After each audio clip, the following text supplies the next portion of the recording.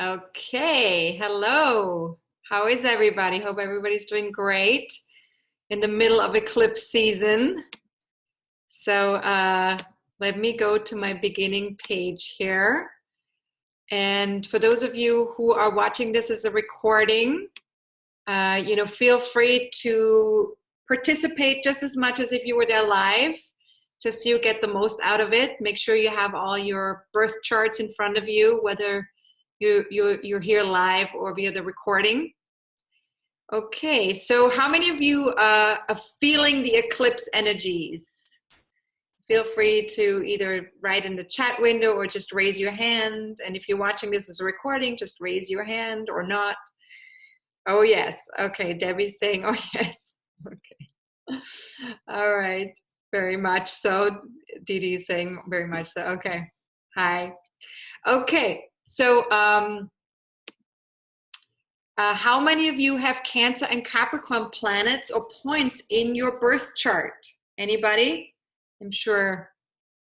I mean, you have it somewhere anyways, right? You somewhere have Cancer and Capricorn in your birth chart. But if you do have like planets in Cancer, Capricorn, then of course that will probably feel even more familiar to you, or something's being activated in your chart. So Tatya is saying her sun is in Capricorn. Okay. All right. So you're feeling all that, the South Node, Saturn, Pluto, and the lunar eclipse will be in Capricorn. So I'll have to take a look at the degree and stuff. Okay. Julianne is saying yes, she's got some Capricorn. Tatya has the moon in Cancer as well. Okay. So you have both. You have Cancer and Capricorn. So you understand that desire to have that balance between the two, right? So this eclipse that's coming up, or also the eclipse we just had, which also had both components in it, makes a lot of sense to you probably, right, Tatya? Because it's something that you're dealing with probably for most of your life, right? It's just familiar. All right, so Deb is saying that her Sun, Mercury in Cancer and MC and Saturn in Capricorn. Okay, so you also understand that balance, Capricorn, Cancer. Okay, wonderful. Okay, so first of all, I just want to say thank you so much for joining me today. It's lovely that in the middle of the day, so many people of you are here already. And then also, if you're watching this as a recording, thank you for taking the time to watching the recording, and hopefully you're able to watch all the way to the end. But for those of you who are here live, if for some reason you have to leave or interrupt or whatever, please know that there is a recording, so you can always come back to whatever you missed out on via the recording. All right, so a little bit about myself for those of you who are brand new to this forum. I'm originally from Austria, from Vienna. I was raised there, and I left Vienna when I was 18 years old and traveled the world a little bit and ended up in New York. And I lived there for 20 years, and then I moved to Chicago for a couple of years, and now I'm in Pittsburgh. So I've been in America since 1994, and most of my astrology study actually happened in the United States. I started a little bit already in Europe, but most of it started in the United States, and that's why it's much easier for me to actually read a chart in English than it is to read a chart in my mother tongue, which is German.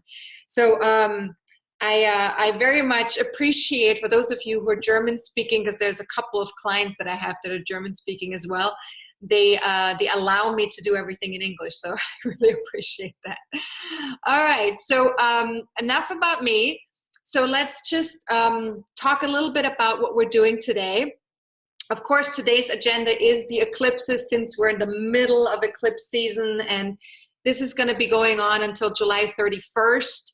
So pretty much the whole month of July, we're immersed into eclipses, which means that we're receiving consciousness downloads.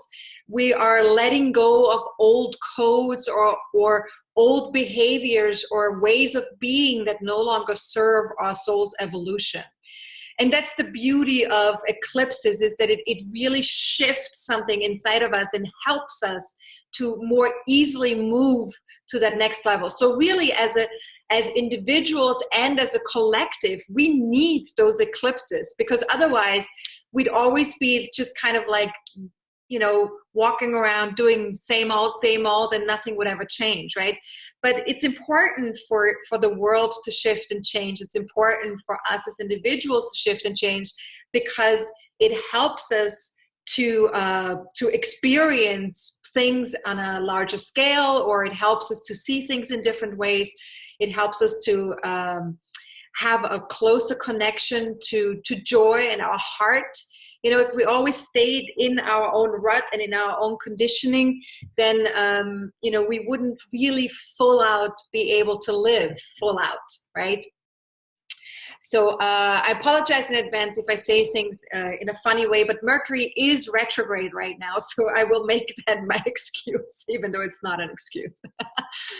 But anyways, so if something comes up and you need me to clarify something, please feel free to let me know in the chat or via email if you're watching it as a recording.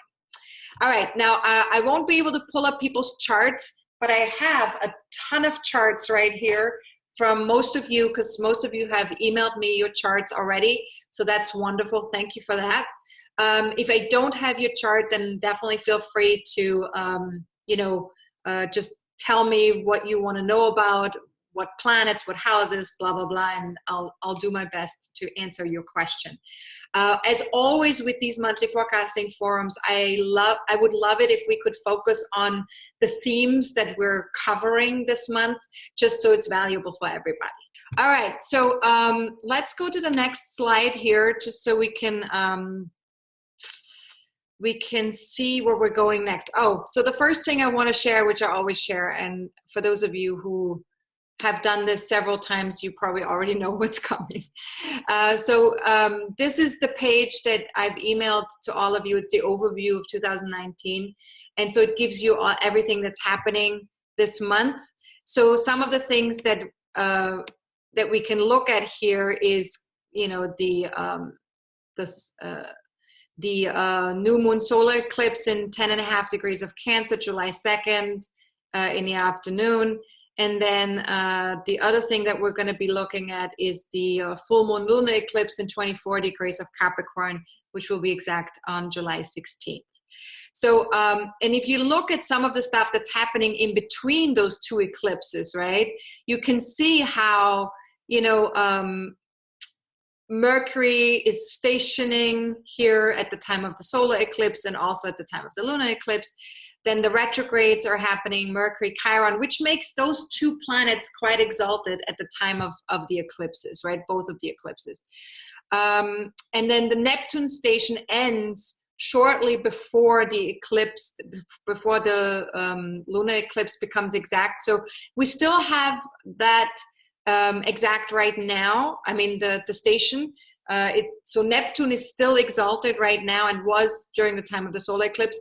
So whenever all these planets are exalted, of course, we're feeling the energy of that planet particularly strongly, right? So wherever you have that happening in your chart, wherever that planet is transiting in your natal chart, and wherever that planet is natally in your natal chart, those areas and that energy will feel a little bit stronger for you, right? So you can kind of take a look at your natal chart and go, okay, so where is Neptune right now? Where is that 18 degrees of Pisces, right? Where is that in my chart right now? And where is my natal Neptune? And how is that impacting my life currently, that these energies are stronger right now?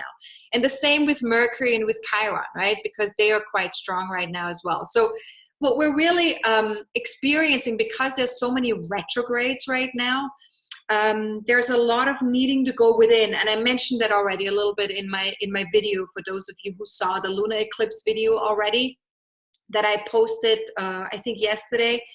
For those of you who were able already to watch it, there is definitely this sense that especially this next eclipse is really inviting us to do a lot of inner processing. There's a need for us to really tap into ourselves and go, okay, what's going on with my wounding? What's going on with my inner dialogue?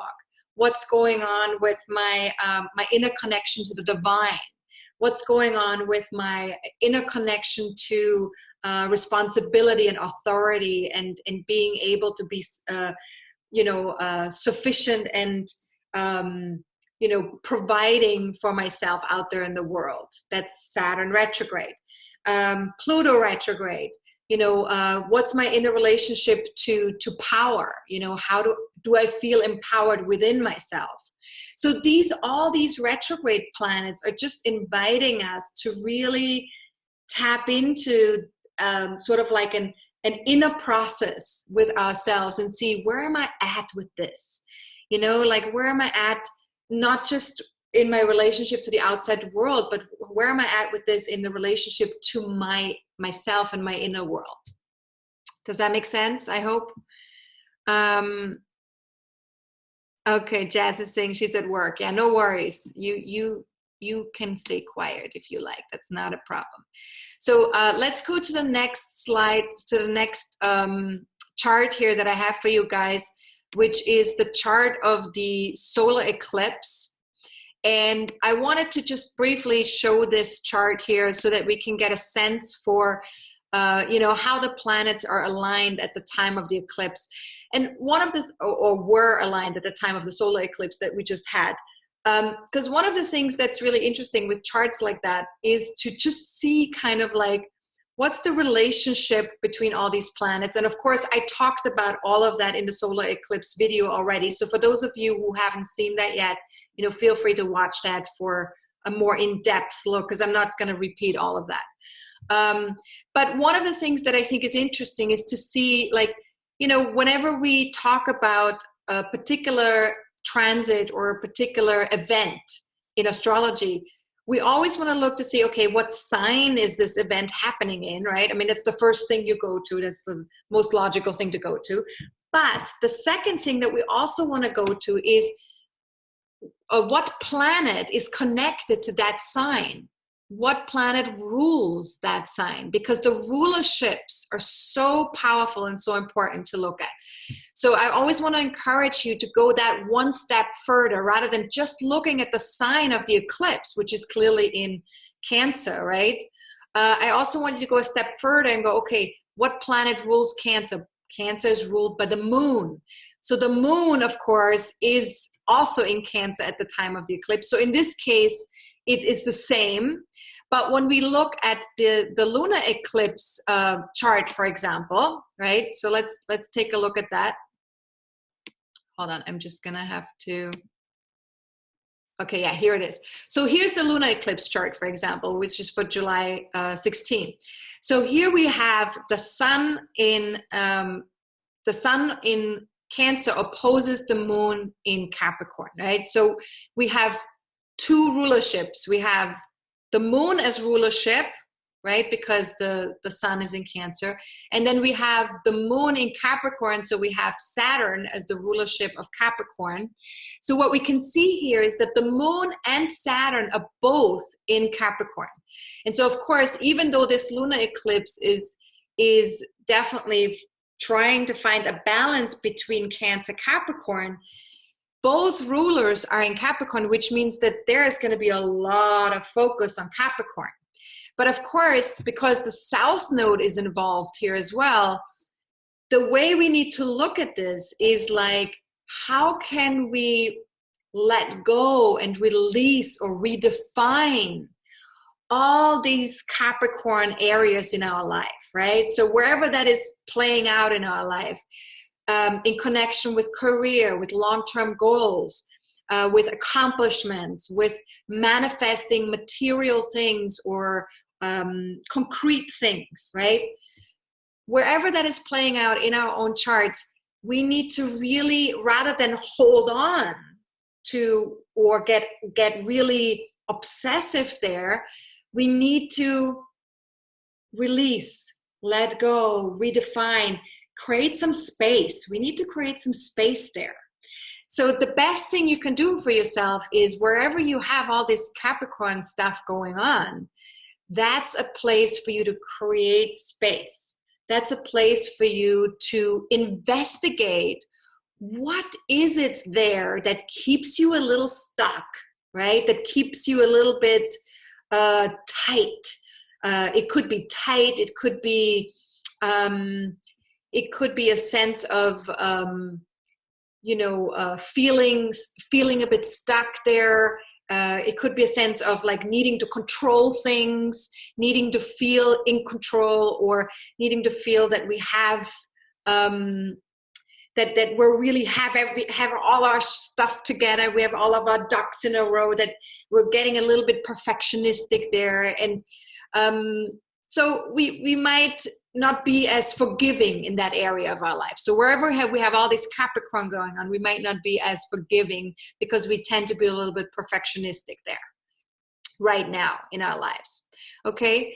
All right. So again, I have a video that I recorded, about all of the aspects and everything in more detail. So feel free to watch that video, because I'm not going to go into all the details. What I want to cover, however, which I think is going to be much more valuable for all of us, is to really take a look at our own birth charts in relationship to these eclipses, to see how is this impacting each one of us, right? Because that's what we're really curious about, each one of us, aren't we? So I just wanted to pull up this last page so everybody can see what's coming up next, in case you guys want to join us again and want to jot that down in your calendar. And also make sure to jot down the Fresh Voices of Astrology online webinar. It's a whole weekend of astrology, August 3rd and August 4th. It's 12 astrologers. I'll be talking on August 3rd at 6 p.m. Eastern time about emotional maturity, react versus respond. And if you need a link, look on my Facebook fan page, on my website, or email me at info@astrologercoach.com. Okay? All right. So I hope this was valuable for everybody. How is everyone doing? Everyone still alive? Still awake? Thank you, Sonja. Best wishes to you and everyone. Safe eclipse, everyone. Yes, safe eclipse. Remember, the eclipse season lasts until July 31st. So we're getting our downloads until that time. All right, have a good one, and I'll talk to you guys soon.